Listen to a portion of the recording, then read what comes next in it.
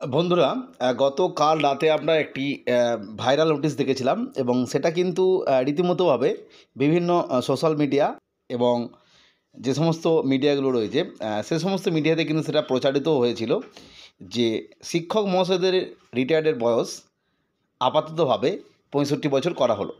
যাই হোক, সেটা দেখার পর কিন্তু প্রত্যেকেই চিন্তায় পড়ে গিয়েছিলেন। চিন্তায় বলতে যারা মূলত চাকরি প্রার্থী তাদের মধ্যে একটা চিন্তা এসে গেল যে যেহেতু বহু ক্যান্ডিডেট, বহু ছাত্রছাত্রী কোনো একটা নির্দিষ্ট চাকরির জন্য বসে আছেন দীর্ঘদিন ধরে পরীক্ষার অপেক্ষায়, পরীক্ষা হচ্ছে না, নোটিফিকেশান আসছে না।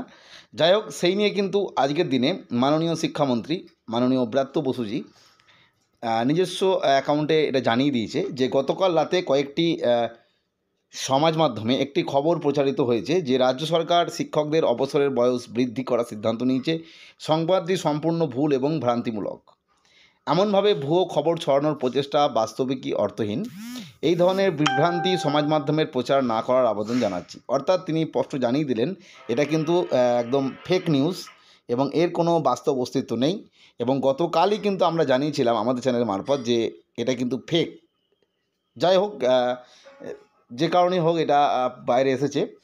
তাহলে আমরা বুঝতেই পারলাম যে আপাততভাবে কোনো রকম এই নিয়ে কোনো নোটিশ বা কিছু সিদ্ধান্ত আসেনি। ফলে যারা আপাতত চাকরি প্রার্থী তাদের চিন্তার ব্যাপার নেই। ইতিমধ্যে আজকেই একটি খবর পাওয়া গেছে, আমরা সেটা অলরেডি জানিয়েছি আপনাদের, যে স্কুল শিক্ষা দপ্তরের তরফ থেকে সমস্ত স্কুলের কাছ থেকে তাদের যে class wise student list, teacher list এবং নন টিচিং স্টাফ ডিটেলস, অর্থাৎ কতজন সংখ্যা, সেটা রিপোর্ট চেয়ে পাঠা হয়েছে থ্রু ডিআই।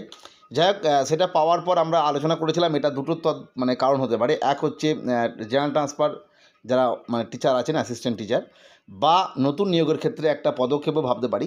যদিও আমরা জানি যে এসএসসি কিন্তু একটি বিশেষ মামলার সময় জানিয়েছিল যে 26,000 চাকরি, এই মামলাটার সমস্যা না মিটলে নতুন করে নোটিফিকেশান আনা যাচ্ছে না, মানে 9, 10, 11, 12-এর ক্ষেত্রে। এবং আপার প্রাইমারির ক্ষেত্রে আপার প্রাইমারি রিক্রুটমেন্ট যেটা চলছে আর কি, যার কাউন্সেলিং, সেকেন্ড কাউন্সেলিং ইতিমধ্যে শেষ হয়েছে, জয়েনিং প্রক্রিয়া সম্পূর্ণ হয়নি, অর্থাৎ আপার প্রাইমারি রিক্রুটমেন্ট প্রসেসও কিন্তু এখনও কমপ্লিট হয়নি। এবং সেখানে এসএসসি জানিয়েছিল যে আপার প্রাইমারি রিক্রুটমেন্ট প্রসেস যেহেতু অনগোয়িং একটা চলছে, এটা না মিটলে কিন্তু কোনো রিক্রুটমেন্ট আসা যাচ্ছে না। যাই হোক, আমরা যেহেতু তথ্যটা পেলাম আর কি, যে তথ্য চেয়ে পাঠিয়েছে details, class student details, teacher details, non teaching staff details সংখ্যাটা, ফলে আমরা আশা রাখতেই পারি যে খুব শীঘ্রই হয়তো একটা নোটিফিকেশান আসবে এই সংক্রান্ত বিষয়ে। যাই হোক, আজকে এটা শেয়ার করলাম। পরবর্তী তথ্য বা আপডেটের জন্য চ্যানেলটিকে সাবস্ক্রাইব করে রাখবে। আজকের ভিডিও দেখার জন্য প্রত্যেককে অসংখ্য ধন্যবাদ।